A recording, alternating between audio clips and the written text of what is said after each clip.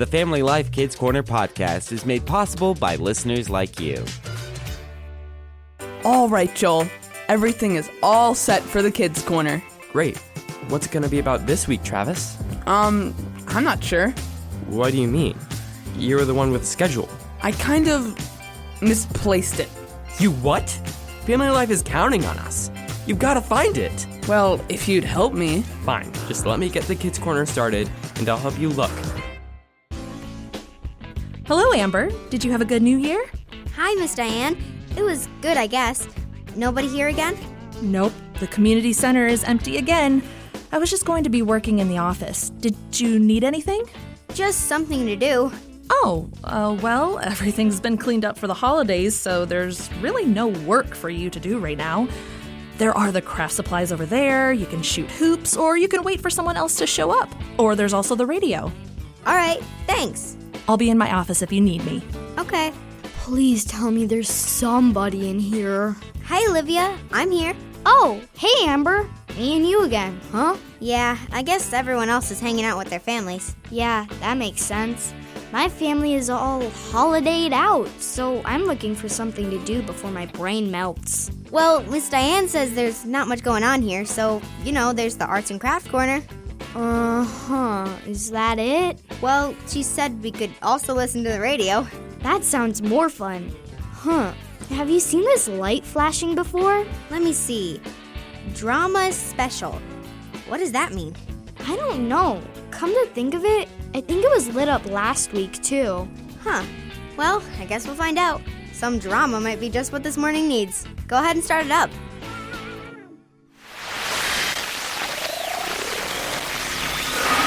And now, from the garage of Lionel Jacobs comes the dramatic drama, Firefighters, an adapted biblical lesson about following God's teaching. Once upon a time, there was a firehouse. Hello, I'm Fire Chief Hansen. It's our honor to serve the Tri-County area. Oop, watch your head there. Jackets are still drying out from the last call. I've got to go back to work, but feel free to look around and... Attention, house fire on Denison and Lake. All available units. Emergency. As fast as lightning, all of the firefighters ran to their stations and donned their gear. Well, almost all of them. Gary, aren't you coming? Me? Nah, I have better things to do. But what are you talking about? There's a house fire. There's always house fires, Jen. What can I say? It's a fallen world. Besides, I've got studying to do. Studying? That's right. I've got the deluxe edition of the Firefighter's Guide to Excellence right here. Is that the one with all the commentary on the side? And the citations in the back. You know it. So good. But this is kind of an emergency. You heard the dispatcher. It's all available units. Well, yeah, but I'm making sure I know all the right procedures. The chief will understand. Jen considered arguing, but instead, she climbed aboard her fire engine as it roared out of the firehouse. Looks like I'm going to need a new highlighter. This one's running a little low of juice. A few months later, it was time for the Firehouse Awards ceremony. All the firefighters gathered to see who would be recognized as Firefighter of the Year. Well, almost all of them. Hey, Gary, aren't you coming to the ceremony? I suppose I should show up to accept my reward. Shh. The chief is starting. Is this on? Thanks. All right, you all. It's that time you've all been waiting for. The Tri-County area community is lucky to have such devoted, well-trained and brave firefighters serving them, and it's an honor to be your chief. We love you, Chief! But today, I am extra honored to recognize one of us that has worked very hard over the past year.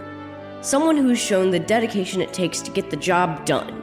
Someone who's displayed their knowledge of the firefighter manual on more than several occasions. I asked the town boards who they thought deserved this award, and the feedback was unanimous. Therefore, I am happy to award the title of Firefighter of the Year to Jen Lopez. What? Is there a problem, Gary? But I've been studying all year for this. She doesn't know half of what I do about fighting fires. That may be true, but we'll never know because, unlike Jen here, you, Gary, have never fought a fire in your life. But I know how to, though. Doesn't that count? Better luck next year. Let's hear it for Jen. The moral is that though it's good to read the Bible and know what it says, it's much better to do what it says. Not all of us are called to be pastors or missionaries, but we all are called to live godly lives, and if we don't, well, it's like being a firefighter that refuses to fight fires.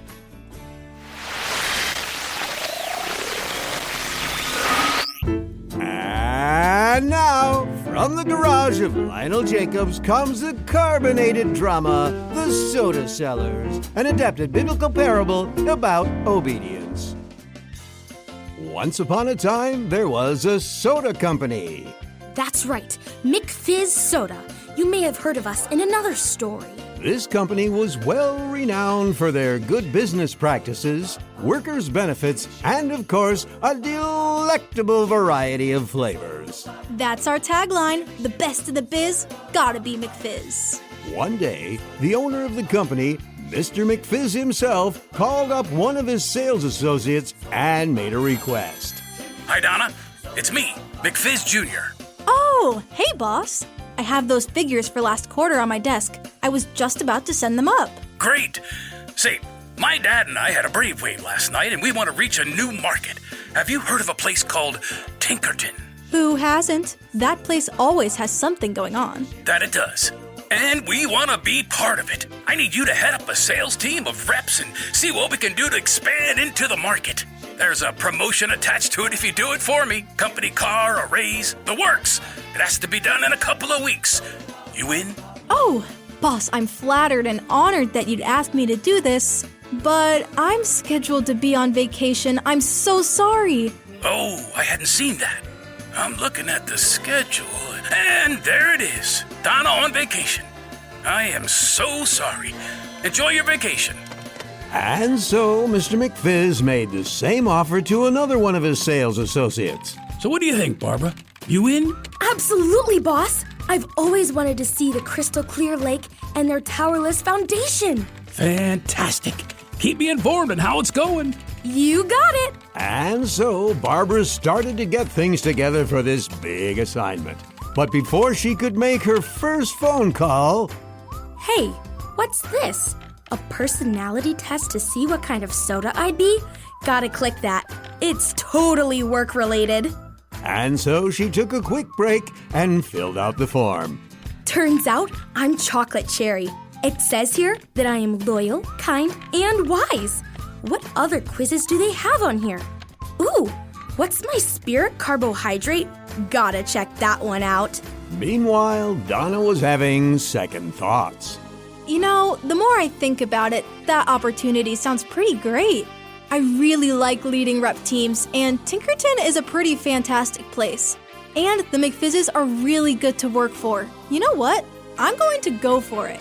I'll save my vacation time for later. And so Donna changed her mind and led the team in Tinkerton, making sale after sale. At the end of the week, she and her team returned to the office, tired but happy, with a job well done. Hey, Barbara, I just got the reports back from Tinkerton. Great work. Tinkerton? What reports? Wait, you didn't go to Tinkerton? Tinkerton? Oh no, boss. I'm so sorry. It totally slipped my mind. Well, I would be mad, but these results are too good to be angry about. Wait, Donna? Yeah, boss? You were supposed to be on vacation. What are you doing at work? I changed my plans so I could get that job done for you. Didn't want to let you down. You what? I mean, you didn't have to. This means a lot, Donna, and the promotion is yours. Raise, car, you name it. But first... Sir? Stop working and take that vacation. I'm not going to have it said that I make my people cancel their vacations to work. What would my father say? He'd let me have it. The moral is that doing something for God is much more important than just saying you will. Many times we say we love Him and that we would do anything for Him. But how many times do we follow through? In the end, those who do what He asks of us will be rewarded, and those who don't will not. The question is, which will you choose?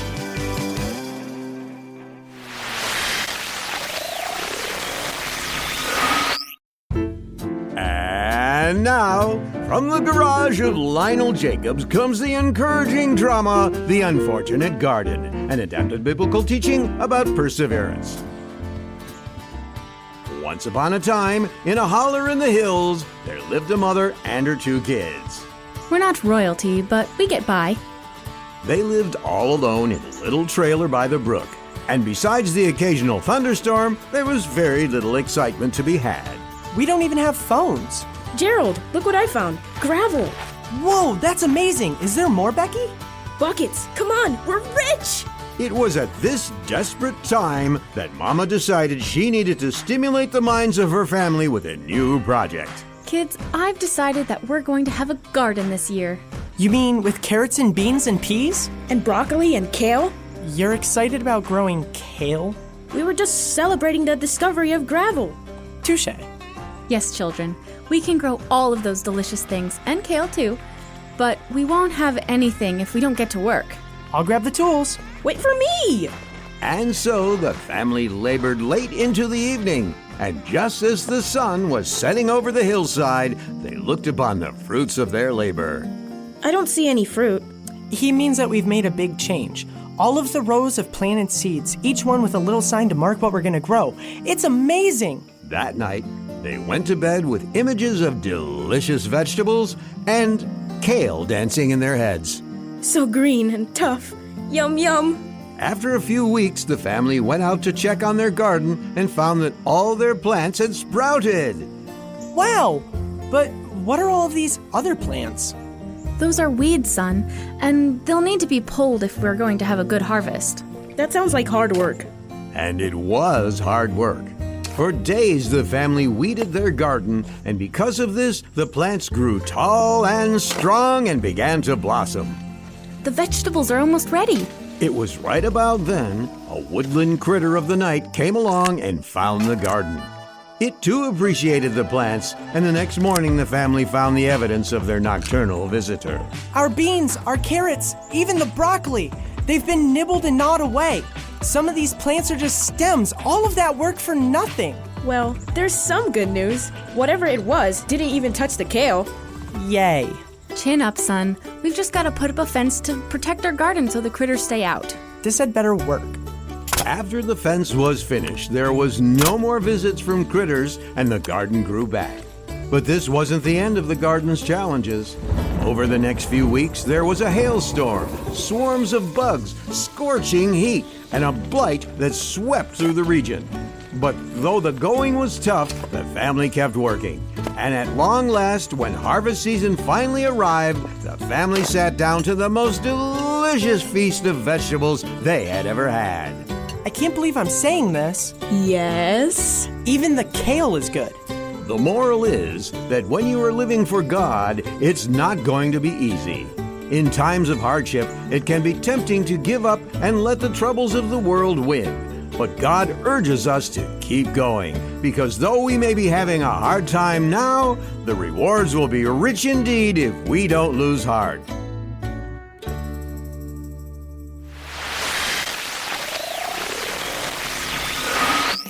Well, that was fun. Now what? I don't know. Is it kind of sad that I want school to start? Don't let my parents know this, but I was kind of thinking the same thing. All right, looks good. What are you hanging up, Miss Diane? It's the community center's schedule for the spring, Olivia. That's what I've been doing all morning. How about you two? Have you been able to keep busy? We've been listening to the radio mostly. Now we're back to being bored. Winter break's not all it's cracked up to be. It's nice to have the time off, but I don't think we planned this far ahead. I understand. Not having plans can be liberating, but at the same time, it can take a little bit more effort and creativity to be motivated to do anything. Yeah, and all the energetic and creative minds aren't here. Hey! I'm creative! I'm energetic! Then what do you want to do? I don't know, but when I do, you better believe that it will be energetic and creative. Right. Maybe we should do what we did last week and just sit and pray in silence again. Sure. Although being still before God is a good idea, Amber, using it as a last resort out of boredom might not exactly be the best way to express your love for God. No, you're right. Sorry. You're fine. Finding stuff to do can be a tough job. Can you imagine if you had to plan out everything you had to do for your entire life? All at once? That'd be miserable. Impossible is more like it.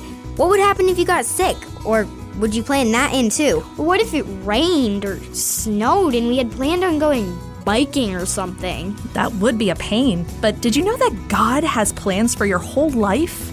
Really? Well, I guess if anyone could, it would be him. But how do you know? Because he tells us so in Ephesians 2:10. Here, God tells us that he made us for a reason, and he has planned out way in advance things to do for him and his kingdom. And does he tell us what those things are? When the time is right. Our job is to be ready when he calls us to action.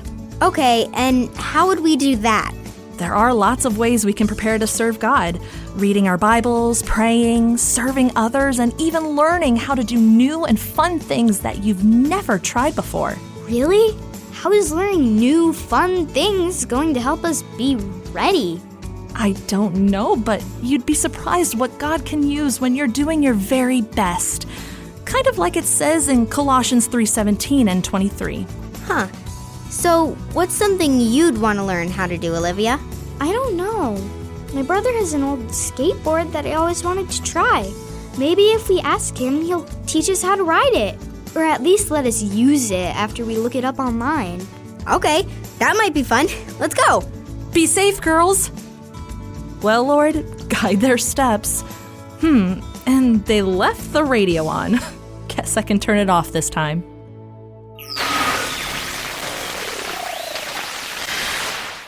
Thanks for listening to the Kids Corner podcast. If you had fun listening, be sure to share it with your friends. And don't forget to hit that subscribe button so you can join us every week. The Kids Corner and other Family Life podcasts are made possible by your financial support. Learn more at familylife.org.